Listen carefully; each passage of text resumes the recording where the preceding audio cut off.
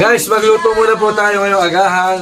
Una nga pala guys, nagprito muna tayo ng Tagalog na tilapia. Ang tilapia nga pala ay mayaman sa protina, omega-3 fatty acid, at iba pang bitamina, mineral, at mababang kolesterol. Nakakatulong ito sa sakit sa puso at diabetes. Ayan, naluto na natin ang pritong tilapia. Itabi muna natin ang naprito nating Tagalog na tilapia. Naihanda na nga pala natin ang bawang, sibuyas at luya. Timplahan na nga natin ng toyo at suka. Timplahan mo na rin ang pangmalakasan na asukal niyan, Victoria, 1, 2, 3. At simulan na nga po natin ang paggigisa. Una muna po natin ang luya. At imekis-mekis muna natin yan bago natin ilagay ang kasunod. Ilagay na rin natin ang sibuyas. Siyempre, kasunod nito ay bawang lamang. At ilagay mo na rin ang pinaghalo-halo nating toyo, suka at asukal. Taktakan mo na rin ang Ajinomoto betchin. At saka ilagay na natin ang pinirito nating Tagalog na tilapia. Mas masarap nga pala ang Tagalog na tilapia. Ay iba nga pala ang lasa nitong Tagalog na tilapia guys. Mas masarap. Lagyan na rin natin sa ibabaw